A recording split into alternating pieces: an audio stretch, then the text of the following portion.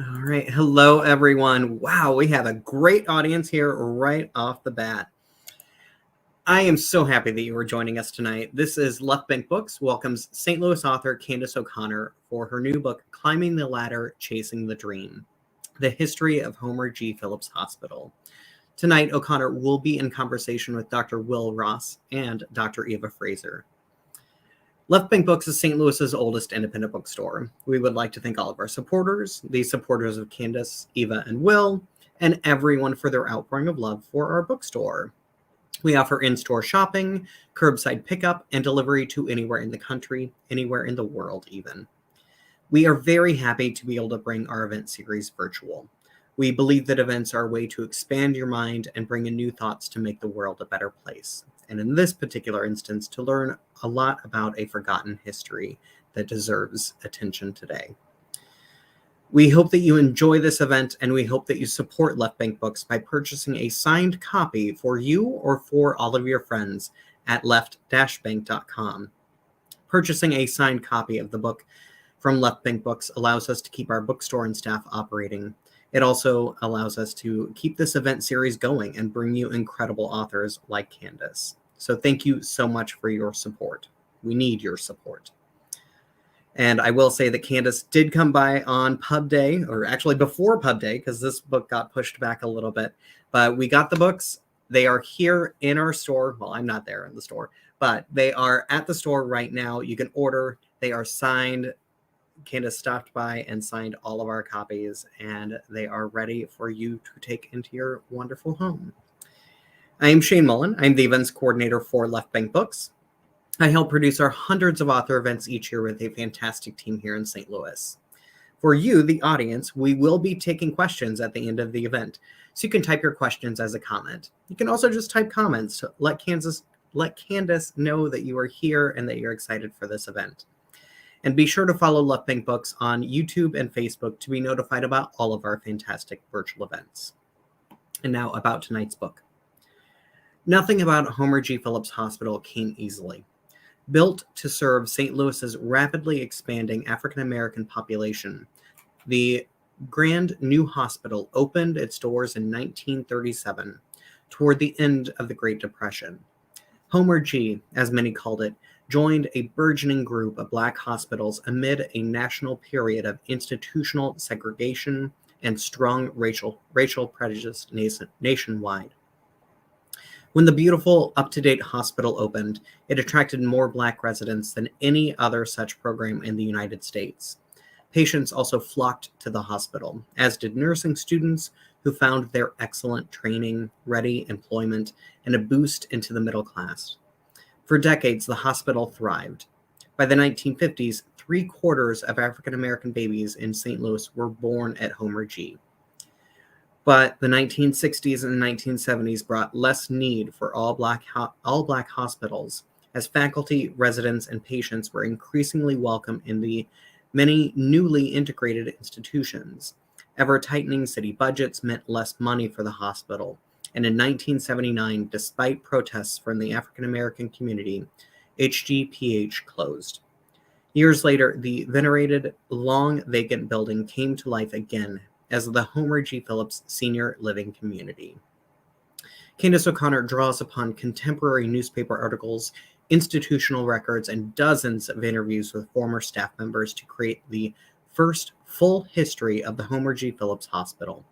She also brings new facts and insights into the life and mysterious murder, still an unsolved case, of the hospital's namesake, a pioneering Black attorney and civil rights activist who led the effort to build the sorely needed medical facility in the Ville neighborhood. And a brief introduction of Candace O'Connor.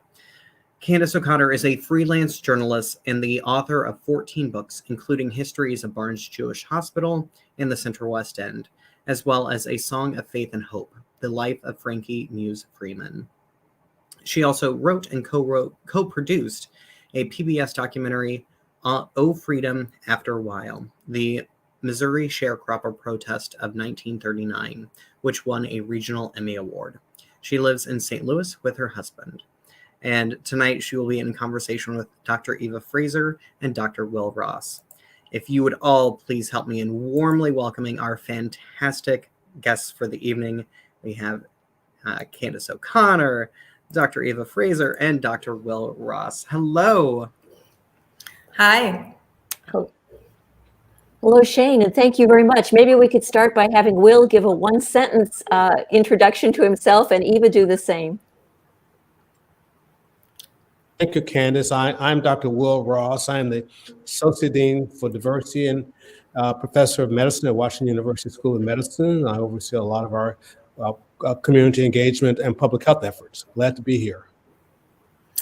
Hi, I'm Dr. Eva Frazer. I am an internal medicine physician, but I think my significant role here is that I am also the daughter of a Homer G. Phillips trainee, Dr. Charles Frazer, the goddaughter of yet another, Dr. James Whitaco, and my stepfather was Dr. Luther Forrest. So all three were trainees at Homer G. Phillips Hospital during its heyday. So we'd like to thank Love Bank Books for hosting our one-hour conversation this evening. We'll organize our presentation into three sections. First, the run-up to the hospital's founding in 1937. Second, its heyday from 1937 to 1960. And last of all, its final era from 1960 to its closing in 1979. I'll show a brief series of slides, and we will all comment afterwards on each of these three periods. At the end of the whole thing, we'll have time for questions, so please feel free to use the chat function throughout. All right, I'm ready for the slideshow whenever you are. I'm ready. So let's begin. The next one too. That was number one. So let's go on to number two. There we go. This is a chilling cartoon, isn't it? It ran in a St. Louis newspaper during the early 1930s. This Black patient, beset by disease, is getting no help at all from the hospitals beneath him. And all the while, death is waiting in the wings. See the bony hand to the left. Was this an exaggeration? Not at all. Take tuberculosis, for example, which claimed 3 times more Black lives than it did white. In the 1920s, St. Louis had 2 public hospitals, the large, much better equipped White City Hospital number 1 on the south side, and a hospital for Black patients, City number 2, established in a dreary old Midtown building in 1919. This hospital was shoddy, ill-equipped, and with only 200 beds, much too small. Almost as soon as it opened, newspapers were running editorials about this ramshackle fire trap. Those cries only intensified after one of the 11 Black residents there was electrocuted while using a defective X-ray machine. An idealistic young Black attorney in town, Homer G. Phillips, became interested in this cause. Around 1911, he had come from his hometown of Sedalia, where he'd been the second to last child in a large family. His father, Samuel, was a Union veteran of the Civil War and a small-time farmer.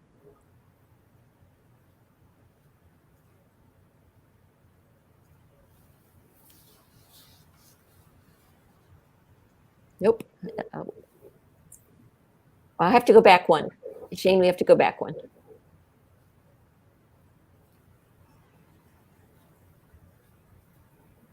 There we go. While some of his brothers became laborers, Homer had higher ambitions. The Methodists had just founded a new college for Black students in Sedalia, and Phillips found a way to attend. Afterwards, he worked for a year so he could go on to Howard University Law School. But first, he did something surprising. He changed his name, and we're not sure why. At birth, he was John Wesley Phillips, but at this point, he became Homer Garland Phillips. So he graduated from Howard, and after a few years in Sedalia, he moved to St. Louis, married a budding actress, Ida Pearl Alexander, and began a busy law practice. He also volunteered with the NAACP, and as I said, took up the cause of the new hospital for Black patients. He was well aware of the national movement to build Black hospitals, and he began pushing for a freestanding hospital in St. Louis that would have a Black medical and nursing staff, as well as a large number of Black trainees. He and others wanted it to be located in the Ville, a thriving Black community on the north side, partly because of racially restrictive covenants that excluded Blacks from white neighborhoods. The Ville had a broad mix of residents: teachers and janitors, doctors and meat packers, lawyers and domestic workers. It also had the most prominent Black churches in town, such as Antioch Baptist, important schools such as Sumner High, and cultural icons such as Poro College, built by Annie Malone for her beauty product business. While Homer Phillips continued to fight for this new hospital, he made a few key enemies. One was the racist St. Louis mayor, Victor Miller. Another was the McFarland family, who thought he'd overcharged them in a legal matter. And another was fellow attorney George Vaughn, who in 1931 was accused of hiring witnesses to support a client's false testimony.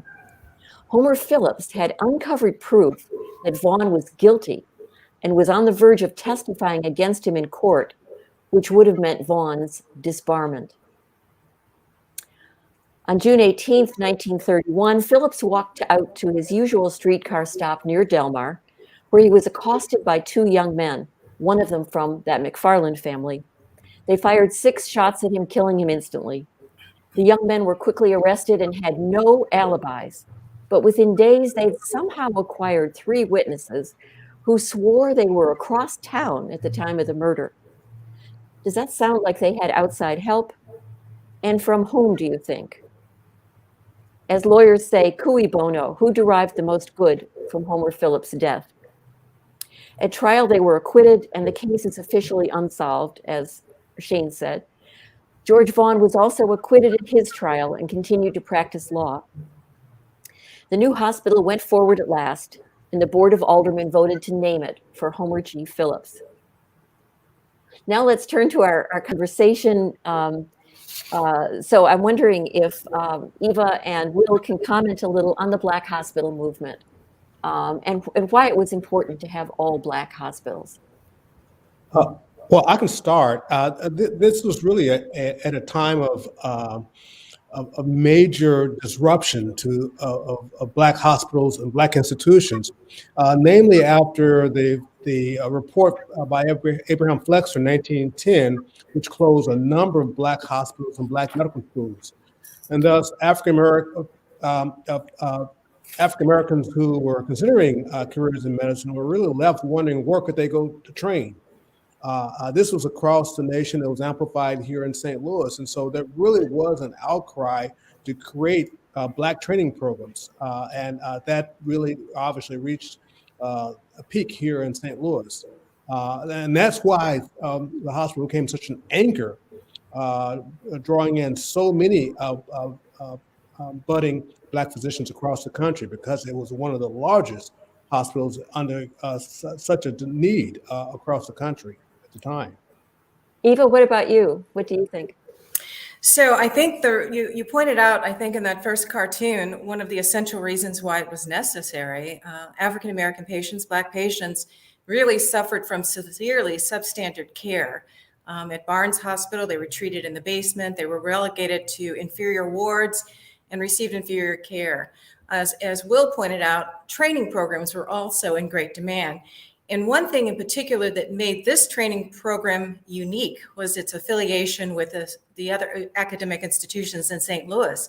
The fact that St. Louis University and Washington University decided to work with the staff of this hospital and provide their expertise meant that this facility provided the largest range of subspecialty programs and advanced training in any other place. And they could also accommodate a large number of trainees. So it was phenomenal and it was groundbreaking. I also mentioned the Ville neighborhood. I wonder if each of you could just say a few things about the Ville and what it was like at that point in the 30s and 40s and into the 50s, maybe. I'll start with that one. One of the things that I got very interested in particular, when I learned about the history of Homer G, having grown up hearing my father talk about it all the time, I really set about interviewing physicians who were trainees of that program, in particular during the heyday. And one interview that comes to mind in regards to that question was an interview I had with Frank Richards. And what he said to me is that you had to really understand what it was like to be in a deeply segregated community. And he had come from the South, but he actually felt St. Louis was even more segregated than where he grew up in the South. He said we were essentially bound by the Ville area. He goes, but in that, they had everything they needed. They had grocery stores, they had shopping, they had a theater, and the Paro was also a place where Lincoln University had put its law school. So the remarkable thing about the Ville was that it was very self-sufficient. And then once Homer G. Phillips Hospital was there, there was a strong economic engine in that community as well. The people in the community felt an immediate connection. You could go anywhere safely. He talked about walking around the neighborhood and people you didn't even know would come up and greet you, particularly when they knew that they were one of the residents or physicians that worked at Homer G. There was such an immense amount of gratitude and connection to those doctors who provided them truly excellent care and regarded them with respect and dignity. And Will, do you have any comments about the Ville? Oh, I think Dr. Frazer was head on. The Ville really was the nexus for Black activity, social activity, political activity, economic activity at that time. I mean, in addition to Pearl College, which Dr. Frazer mentioned, I mean, it was the home of the first African American high school west of the Mississippi, Sumner High School, as well as you mentioned Candace Antioch Baptist Church, one of the largest and most affluent, prestigious churches during that time. And there was Annie Malone's children's home. Annie Malone took the resources of the children's home to help found Pearl College for beauty products.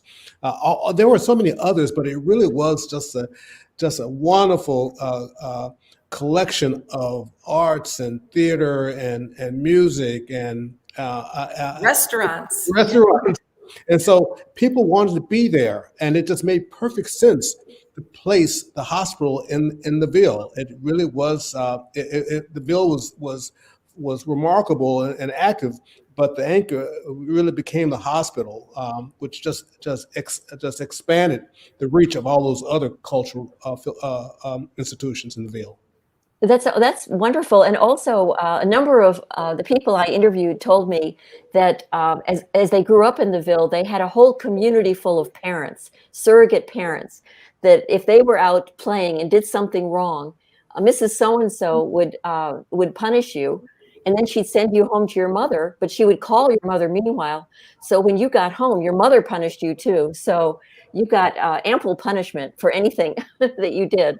I guess the Ville also, in the Ville, manners were very much stressed. If you were walking down a street, you had to say hello to any older person sitting on his or her porch. Otherwise, that was reported to your mother as well. So. Yeah, I think it really essentially reflects the parable, the African parable, that it takes a village to raise a child. Mm-hmm.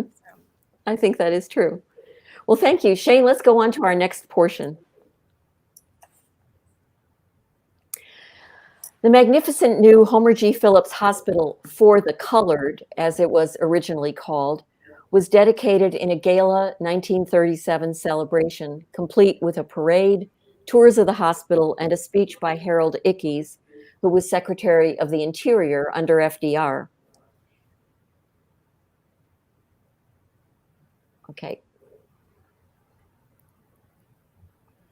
Whoops, go back one. Well, while Shane's looking for the one back, yeah, there we go. Here's the beautiful complex designed by city architect Albert Osberg in earth tone brick with terracotta bands. It had 5 parts: the administrative core, you can see in the center, 4 clinical wings radiating from it, a nursing school out back with a trainees dormitory to one side, and a laundry maintenance complex behind the main building. The hospital got off to a busy start, with 300 patients transferring from City Hospital number 2. And remember, there were only 200 beds, and more arriving every day. Homer G had 685 beds and more than 500 staff members. The first medical director was Dr. Henry Hampton, the father of the Henry Hampton who created the PBS series, Eyes on the Prize. This new hospital also had room for talented interns and residents who couldn't find training slots in white hospitals.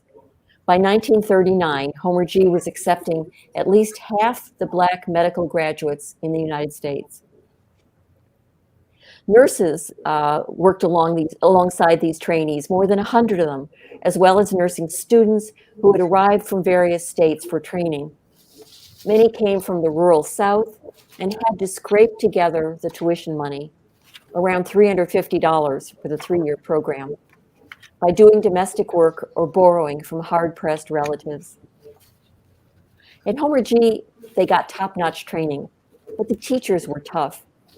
Here is Miss Northcross, known as Ole Miss, who ruled in the operating room. She ordered late trainees out of the OR, and she wrapped slow nurses with her forceps. Still, many persevered, knowing well that failure was not an option.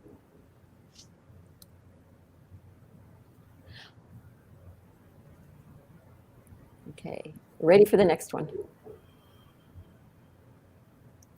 The 40s and 50s were booming years at the hospital. During World War II, many nurses were admitted as cadet nurses in training to assist the war effort.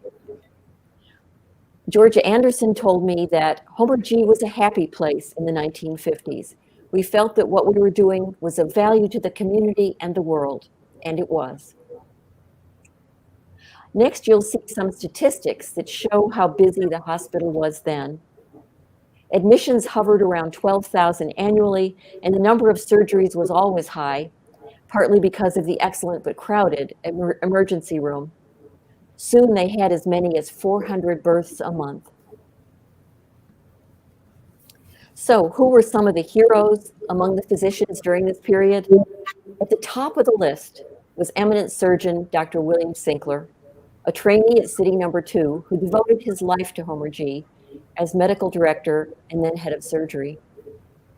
Another hero was the OBGYN surgeon William Smiley, who had an almost magical operating room style. He would put various instruments, like a scissors or clamp, on his fingers and flip up whichever he needed. A nurse I spoke to called him a one-man band. Or how about Dr. James Whitaco, who was actually Eva's godfather, a longtime surgeon at the hospital. I spoke to him when he was nearly 100 years old, but he still remembered his first sight of Homer G when he was a new trainee. As he drove toward it, he was overcome with emotion at seeing such a building, not shabby, not second rate, as most facilities for African Americans were then.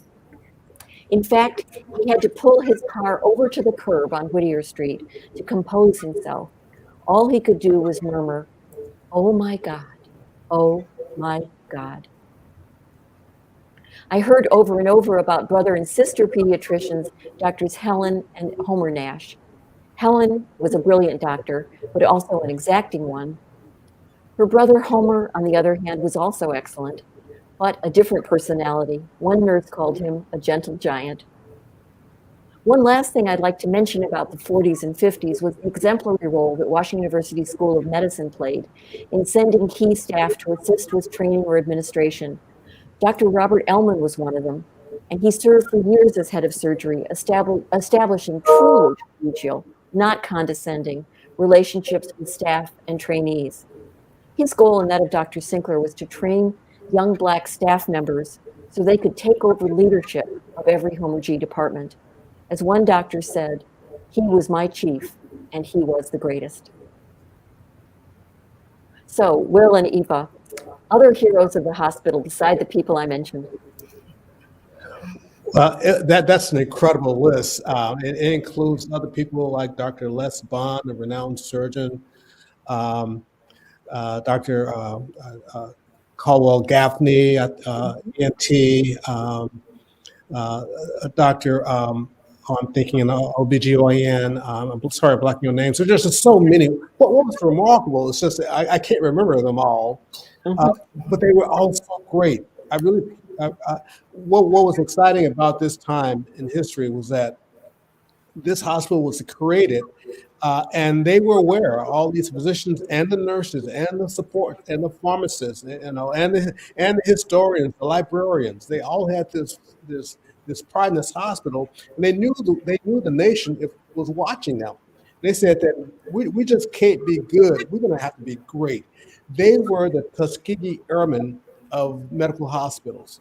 They were fantastic. Let me just tell you one of my favorite stories about how good they were. And I had this validated years ago.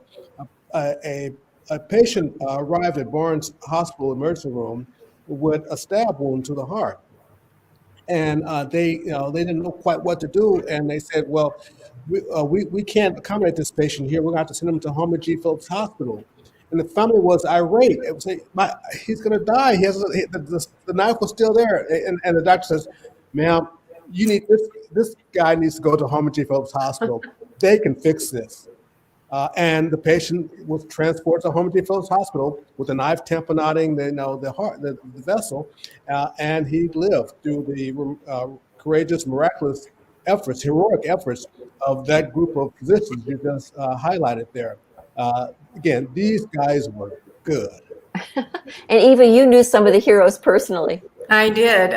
Well, I'm going to obviously start with my own father, Dr. Charles Frazer. So he was obviously a personal hero of mine. My godfather, Dr. Luther Forrest. And, one of the things that stands out about the training that they received at Homer G. Phillips, just like the story that Will Ross gave you, is that they saw such incredible diseases. They saw so many traumas. They saw gunshot wounds, knife wounds, and they had the ability to be very hands-on in a way that a lot of training programs didn't allow trainees to be. So, many of them in the heyday also wound up in World War II.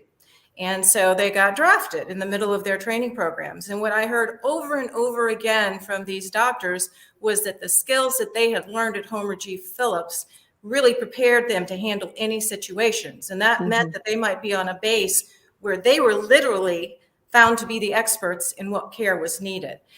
Dr. Forrest, as I mentioned, one of the stories he told me was that he was shipped out to Newfoundland and wound up on a base where there were no other African-American physicians. His expertise was in dentistry. And he and my father at Homer G, anytime there was anything related to a facial injury, my dad would call him in and they would work together on that. And so he learned how to wire jaws and how to repair broken bones of the face. And so in this particular situation, one of the men, I guess, had gotten into a fight and he'd broken 2 bones in his jaw. And so the colonel came to him and said he was about to ship out to another location, and one that was less desirable, by the way. So the colonel came to him and said, I need you to work on this patient.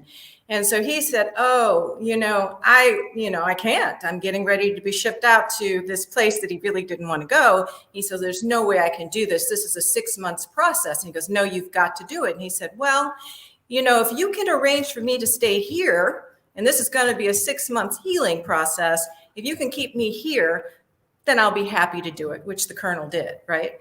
And so then after that, he said, everything went smoothly. The guy healed wonderfully. And all of a sudden, he's now welcome in the officers' mess area where he had previously, as an African-American, not been. He had previously had to buy his own pants and uniform and things. Now he's getting extra pants and everything just given to him gratis. And then when he finally leaves and his tour of duty is over, everybody's supposed to fly back. And he had bought a car, he had furniture, and he did not want to leave those things behind. And he had also worked on the general and other diplomats. And so people kept saying, no, you're going to have to fly. No, you're going to have to fly. So he contacted the general. He said, I really don't want to fly. I've got all these things here. And the general made him captain of a ship so that he could take all of his things back. And he didn't know anything about doing anything related to being captain of a ship. So he just found a co-captain who knew what to do. And that's how he wound up doing that. So other heroes, Walter Washington, obviously, Dr. Bernard Randolph, Dr. Murdoch, Dr. Tillman, obviously Helen Nash, if you've mentioned, a number of these people who I've interviewed, they were all heroes. And there's a fabulous story about Frank Richards, who happened to be my husband's godfather, but I don't know. I was about to say, let's talk about Frank Richards, Dr. Frazer. So Frank Richards. Frank Richards was such a soft-spoken person, but so effective, both in the OR as well as outside. He was, after completing his residency and setting up practice, he was instrumental in actually integrating most of the hospitals in St. Louis, including Barnes-Jewish, where he became one of the first African-American faculty. These were, again, all the ones that Dr. Frazer mentioned and we mentioned, these were all heroes. Yes, and Will, let us not forget either the other group of medical heroes and heroines who were the nurses. I'll tell one quick story about that. One of the doctors from WashU, the older doctors, who was Caucasian, was telling me that many years ago he was going over to Homer G as a young trainee to learn. He was going there to take a sort of shadow a doctor there, and in this particular night he was supposed to shadow an OB doctor. So he said he got off the elevator in Homer G, and there was a nurse standing in the hallway, and she said, "Young doctor, we have a lady in labor, and the bad news is that the doctor can't make it tonight because he had car trouble. So you are going to be the person delivering her baby." And he said, "But I've never delivered a baby. I haven't had the course." And she said, "Young doctor, you are having the course right now." So he went into the delivery room, and with the help of that wonderful nurse, he managed to deliver this baby, and he was still remembering it like 60 years later. So. Oh, they were phenomenal. Those stories I heard from Georgia Anderson and Dottie Thornton and just so many other nurses who really were the backbone of that hospital. Absolutely. Well, let's quickly then go on to the other question I was going to ask you, which is, can you talk about, in general, what Homer G. Phillips represented to the community and to the people who worked there, and of course to its patients? Well, I think the first thing I would say is it was a very visible and tangible symbol of excellence in the community on so many levels, from the ground up. And you were telling the story that Dr. Whitticle had about seeing the edifice and his reaction to it. Well, Frank Richards told me how he had been planning and had been admitted to Harlem Hospital. And he was on his way there, and his cousin was actually William Sinkler. And Dr. Sinkler had told him, you really need to go check out Homer G. Phillips. That's where you need to be. So he took the train, arrived in Union Station, and took a cab, and was thinking, I'm really going to go to Harlem Hospital, but let me, follow my cousin's advice and look at this place. And the cab drives up to the hospital, and he looks at it, and he tells the driver, he goes, "No, I'm wanting to go to Homer G. Phillips Hospital," because he did not believe that was the hospital. And the cab driver tells him, "Well, that's the place, And so he gets out, and he's looking at it, and he's not believing that this could possibly be the place. And then he walks in, and what does he see? Everywhere, Black faces. Mm-hmm. The janitor, the nurses, the receptionists, but also the residents and the attendings who are going to be his teachers. Everybody was African American.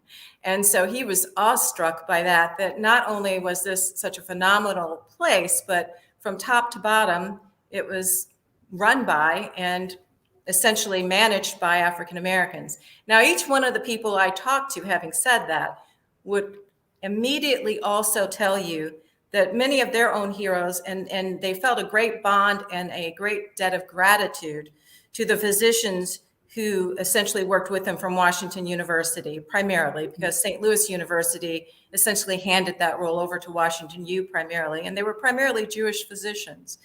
Physicians like Dr. Ellman, physicians like Dr. Moyer, Carl Moyer, who was instrumental in getting Frank Richards his membership at the St. Louis Surgical Medical Society, because he was one of the first to integrate that. He was the first to integrate that. And he tells me the story that, after 2 years being a member of that organization, one of the members came up to him and he said, "Do you know how you happened to become a member here?" And he said, "Well, I assumed there was, a regular process of review." He goes, "No, Dr. Moyer is the reason you're here."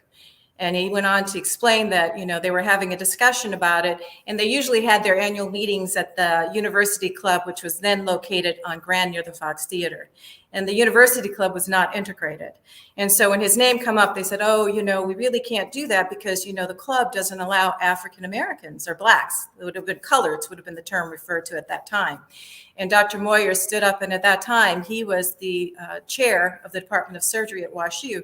And Dr. Moyer stood up and said, if he's not admitted to this organization, I will resign. And so that is not only how he became admitted, but that's also how the University Club became integrated as well. That's a great story. Will, what about you? What do you think the hospital meant to people? It's hard to follow Dr. Frazer's wonderful stories about this. It was a beacon of hope, certainly, and I think I would like to just expand broadly, nationally, and talk about how that beacon of hope spurred so much action at the national level. The national story of Homer G. Phillips Hospital needs to be told even more so, in that it actually propelled the careers of some of the most remarkable leaders in academic medicine, not just here in St. Louis. You have to remember at the time, the Homer G. Phillips Hospital, there were only a few other training programs for African-American physicians. There was Providence Hospital in Chicago that was founded by the eminent Dr. Daniel Hull Williams. There was Harlem Hospital in New York City. Of course, there was Howard Hospital and Meharry.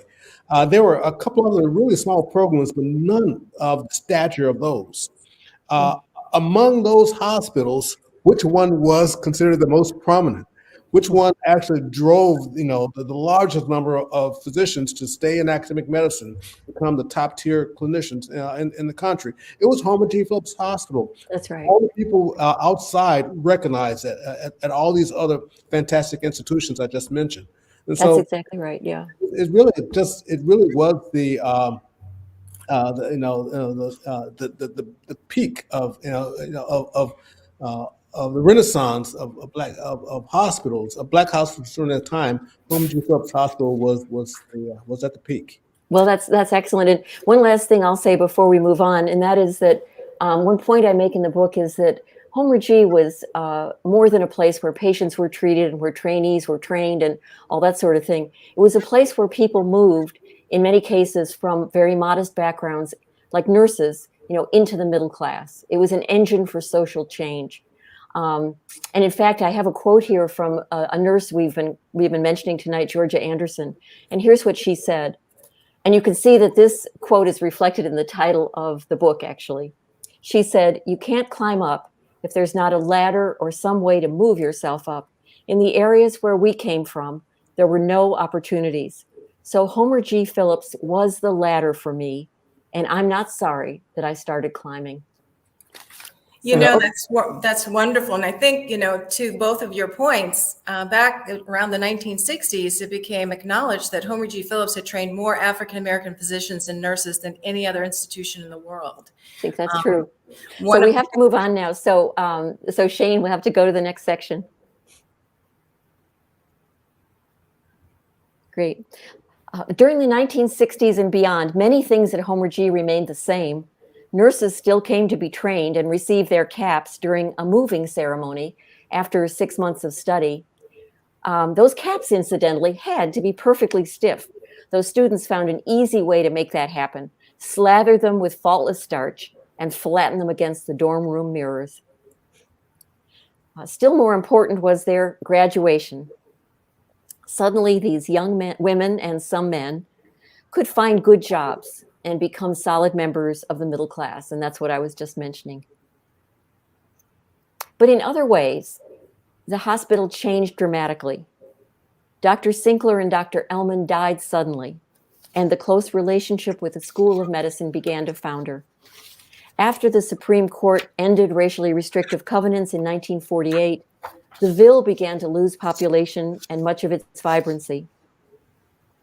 The city of St. Louis was also losing population to the suburbs, and its tax base was shrinking, so it began eyeing its 2 public hospitals with a view to closing at least one of them. But which one? A study showed that Homer G operated more efficiently than City Number 1, but Homer G needed major updating, especially air conditioning.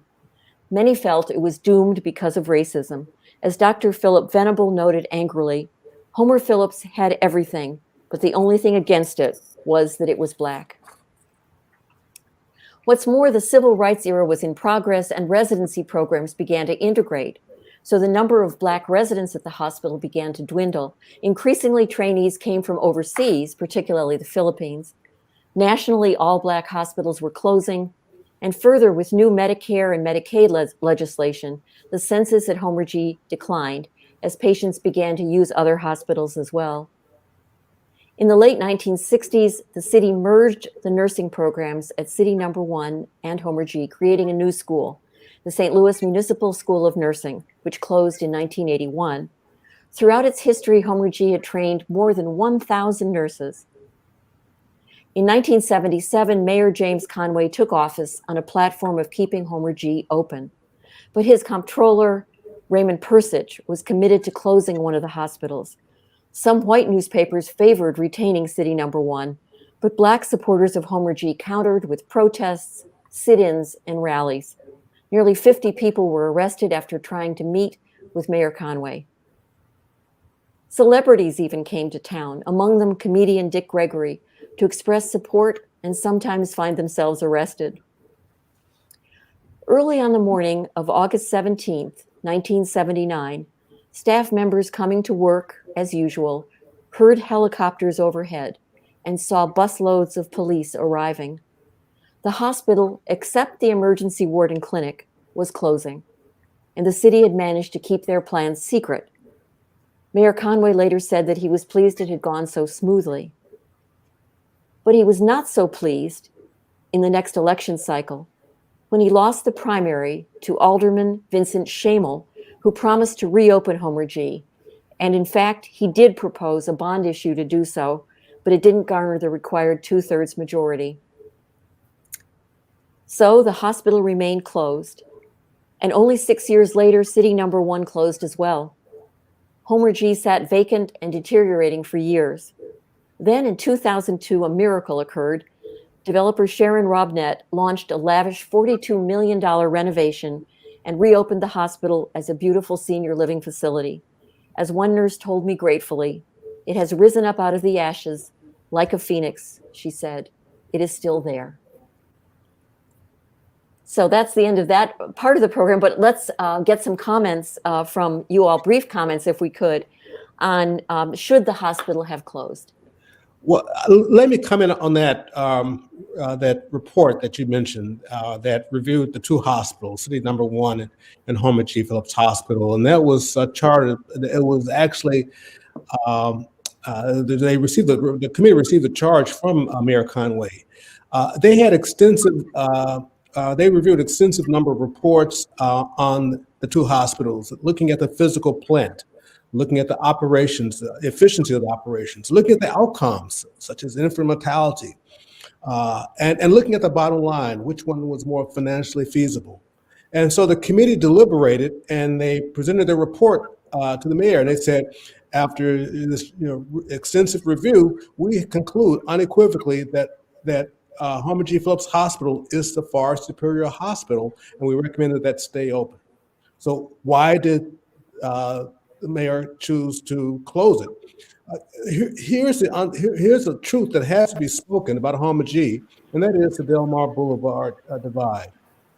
That Homer G. Hospital was in the Ville, which is north of Del Mar. City Number 1 was in not Tulare, but in Lafayette Square, which is south of Del Mar. And in all things in St. Louis, unfortunately, they tend to evolve around race. And certain members of St. Louis, south of Del Mar, were reluctant to seek care north of Del Mar at Homer G. And a lot of forces that you outlined conspired to close the Homer G. Phillips Hospital, starting with the Hill-Burton Act, 1946. All of the things you mentioned, but we can't ignore the fact, the reality that race was a major determinant in the closing of that hospital. I see. That is not lost on the African American community to this day. Eva, we'll have to look for a brief answer from you because we have to go on to the Q&A. But what do you think? Should Homer G have closed? From my personal opinion, based on looking at the situation, particularly the fallout that happened after, I would say it should not have closed. I mean, it decimated that community. And if we look at information from medical studies now, we know that Black patients fare much better when they are treated and cared for by Black physicians. So from the standpoint of the benefit to the Black community and the care of Black patients, it obviously should not have closed. Okay, one last question for each of you, and we'll make this a vote almost. What do you think of Paul McKee's plans for naming his 3-bed hospital attached to the clinic for Homer G. Phillips Hospital? Will, what do you think? It's an abomination, is an affront to the history of the hospital and to the dignity of the African Americans who sought care at the historic Homer G. Phillips Hospital. It's cultural appropriation, and it should not be tolerated. Okay, Eva, that was very clear, Will. And I would second all of that, and I would add to that to say that McKee obviously either has a lack of understanding or a lack of empathy for the community that he purports to serve. So, and I would have to add too that no one I have spoken to from the Black community, or for that matter from the white community, has said that it was a good idea. And I do hope that Paul McKee will change his mind very quickly. Well, thank you very much. And Shane, we'll turn it over to you for Q&A. Okay, great. First off, thank you so much for this incredible conversation and the beautiful slideshow. This really, a lot of the history that we've read, or that I've read, I hope other people have read it too, weren't focusing specifically on St. Louis and the significance that this hospital and Black institutions have on the history of the country. So I think that this is just such a great discussion and an incredible book that was very much needed. So thank you all for contributing. And Shane, could I just mention one thing that I didn't mention, which is that Eva wrote the foreword to the book, which was wonderful. And Will was a very important advisor on this whole project, and I'm very grateful to him as well. We don't have any questions yet, so we might have time to have a little bit more conversation. I have a question of my own, but I'll share a couple of fantastic comments from our audience, because we have an incredible audience here that I'm certain has questions that are just on the tip of their tongues. Mary Ann says, thank you, Left Bank Books and Candace O'Connor, for making virtual attendance possible. We are incredibly happy to be able to do this virtually to bring everyone together, hopefully across the nation. So if you're joining from somewhere other than St. Louis, let us know in the comments.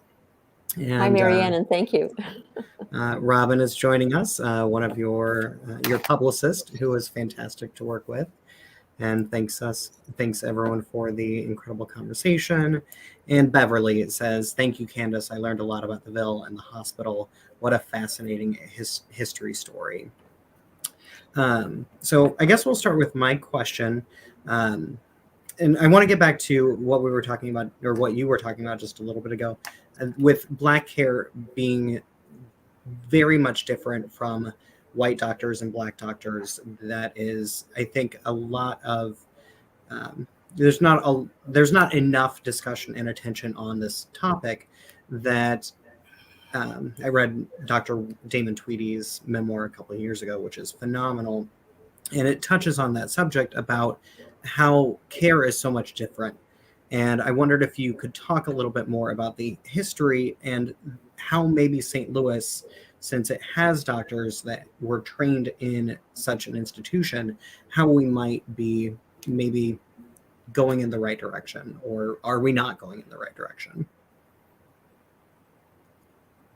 Someone who's very active in training young physicians, I think it's important that they understand what happened at the hospital long before we were using the words cultural competence and cultural humility.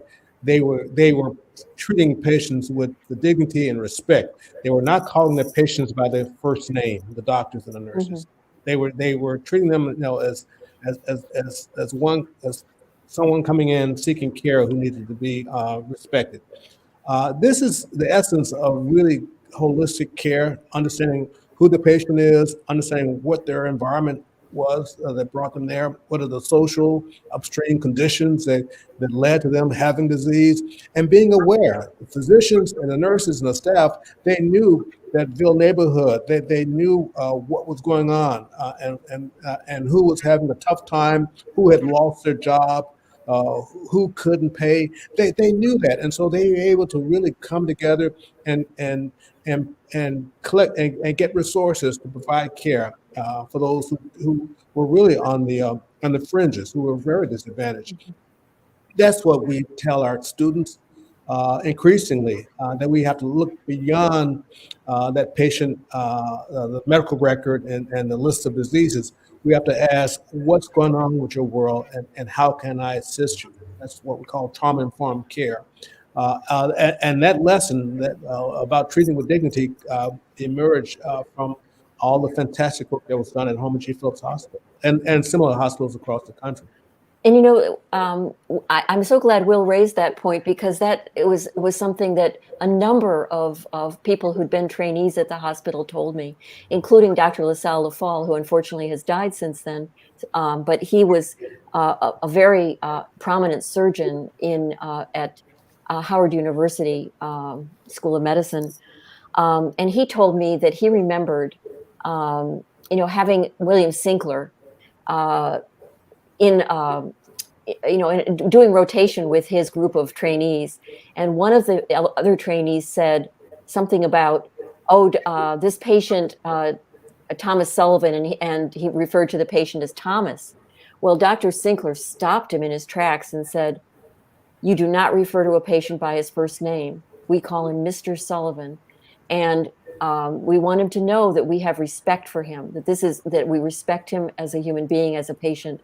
And he was angry. So Dr. Sinkler was really angry, and he said, and Dr. Lafall said that informed the whole rest of his career as a surgeon, that he always remembered that, and he always referred to patients by their last name. For me, growing up, every member of my family was only seen by a physician who was African American, and coincidentally, and not so coincidentally, they were all trained at Homer G. Phillips Hospital.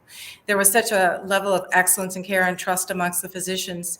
That was just the way it was. And I knew many people who preferred to go to African American physicians trained at Homer G. Phillips, because they knew they were getting excellent care, but they also were getting compassionate care, people who treated them with dignity and respect. So I think that's very important. And, as to your question is, are we heading the right direction now? I don't know. I mean, I have my own personal experiences in healthcare, which suggest to me, no. We have to have conversations about the social determinants of health. I was trained, and part of my education was, that different diseases are more common in African Americans, almost as if it were a genetic predisposition to that inherent in the race, rather than a result of the environment and the conditions under which access to care and access to good food and other things are available. So, I think it's about the right direction is that we're now becoming aware of it. Thank you. Like I expected, a lot of questions have come in from the audience. I think that maybe, so Michael has a couple of different questions, but I think we may have touched on in your answer, Candace. And I want 1 minute at some point to talk about one other thing, but just as long as you kind of keep that in the works. Fantastic, I will. Michael says, great stories. My mentor on surgical chair, Dr. LaSalle Lafall, spoke glowingly about his time at Homer G as an intern, as he mentioned in the book.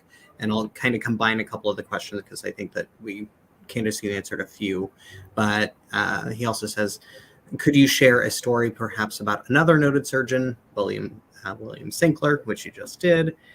And Michael says, Dr. Lafall always told that story about never using the patient's first name. So I think that maybe that. But a question that maybe we haven't talked about is, did Homer G ever serve in part as a TB tuberculosis sanitarium? I think there were some TB patients that were there, but there was a TB hospital in St. Louis, and I think most of them were transferred to the TB hospital. Yeah, that's true. Near Hampton, the TB sanatorium really took the largest share of TB patients at the time. And there's a book by A.E. Hotchner that he wrote before he passed that is a fictional book set in St. Louis before this time period that actually does talk about the St. Louis historical sanitary or tuberculosis sanitarium. Very interesting, and he spices in a lot of actual fact about St. Louis in there. Wanda, here we go. Sarah asks, what was the party line frame used in the public arena to justify the decision to close Homer G. Phillips Hospital versus number one? Yeah, that's a political one. Essentially, there really was no party line statement. There was no definitive statement on why Homer G. Phillips Hospital was closed to this date, because as we both said, Candace and I said, the report showed that it was by far the best operating hospital of the two. So we're left to conclude that it closed because it was an African American hospital. That is the only logical conclusion. I think it was the will of the people in power, and I think that's best exemplified by the way in which it was closed, without notice. And some of the things were puzzling too. Some of the things you find in the newspapers, the administration would say, well, the hospital needs work. It needs a lot of work. It needs a whole new air conditioning system. It wasn't air conditioned at all, which had been a problem. But on the other hand, puzzling thing was that they had just spent several $1 million on putting in a brand new emergency room. So it was puzzling as to why you would close a hospital that you just invested in so heavily. Well, so Candace, I was one of the last Washington medical students to train at the Old City Hospital number one, and I recall the great heat wave in 1982. I think City Hospital had no air conditioning, and so the National Guard brought in large blocks of ice on the wards and blew fans on the ice to cool the patients. This happened in 1982. Oh to conclude that Homer G. Phillips Hospital was an inferior hospital is counterintuitive. It does not follow logic or fact. Right, I know. And some people also said that Homer G. didn't have the same equipment that city number one had. But I guess my argument to that would be, well, the city had been sort of starving the hospital of money, so it couldn't afford that new equipment. Right. If you all are okay, we can take the program a little bit longer. There's another comment and another question, and then I want to make sure that we have time for Eva's minute as well, or maybe more than a minute. Wanda says, excellent history of this wonderful hospital and era in St. Louis. The G, as it was affectionately called, was the Hospital of Excellence. And Zenobia has a question, which will be our last audience question. Excellent presentation on the history of HGP. However, the struggle to save and reopen HGP went on for years. Seems to be missing. Can you speak a little bit to that? Yes, and let me say hi to Zenobia. Zenobia is one of the wonderful nurses who were trained at Homer G and then worked there after they finished their training. And Zenobia was also one of the most active of the nurses in trying to keep the hospital open, and then after it closed, to reopen it. And she is actually mentioned heavily in the book as well. But yes, Zenobia could tell you that, in fact, quite a few people tried for years to reopen the hospital, and not just. I mentioned the political questions, whether Vincent Shamel would be able to reopen it and so on. But there were lots of citizens, patients, community members, former nurses who really tried hard to do things that would allow the hospital to reopen. Unfortunately, none of that succeeded. All right. Eva, would you like your minute? I'm gonna, I'm gonna take more than a minute, so I'm gonna let I'm fine Will, with it. Will answer on that, or my minute now. Okay. Or So however. yeah, I think a lot has been said about the medical aspect of this, and a couple of points on that. There were a lot of innovative things that came out of that. Total parental nutrition, which was, a very important thing for surgical patients and burn patients, came out of work that was done at Homer G. Phillips under Dr. Ellman and Dr. James Whitaco. The nurses were phenomenal, and by 2004, I think it was, Dr. Richards and Dr. Whitaco told me that the head nurse of every major operating room had been a trainee of Homer G. Phillips Hospital. I think we'd be remiss not to mention the fact that these wives of these men were phenomenal in their own right. One of my heroes, Dr. Les Bond, specialized in burn patients, but his wife, Anita Bond, was a remarkable civil rights activist. She was one of the people who was appointed to a commission on civil rights by President Lyndon Johnson. The physicians themselves were civil rights activists. Dr. Jerome Williams participated in civil rights activities here in St. Louis in the Jefferson Bank protests. And then all of the physicians, we talk a lot about what happened in St. Louis, and Will pointed out that, what happened here went on nationally, but these physicians went into their communities and provided excellence in medical care, but they were also civil rights activists in their own communities, and very engaged in moving equity in areas outside of medicine. So I think that's another important component of the story. I think the ramifications of this one institution reverberates in so many different ways. That's so beautifully spoken, Eva. I really appreciate you sharing that. I think the most important takeaway I have is obviously the hospital was premier, but as Dr. Frazer just said, it really was. It spawned a lot of activity in the civic sphere. When we think about the civil rights movement in St. Louis, we recall the protests at the Jefferson Bank. We recall the time when Percy Green climbed the arch to protest lack of minority participation. We should also recall what happened at Homer G. Phillips Hospital. There is still significant racial distrust in this city. And we don't have to go back to the Tuskegee Sequence trial to discern, the major cause of that distrust. It's important that we animate this discussion, that we talk about the hospital, that we expand the information about this hospital as a way of promoting racial healing. So, Candace, this book is more not just a historical document. It's a balm for those who have such deep, fond memories of this hospital and don't want it to be buried in the historical archives. And it's a balm it's not just for African Americans.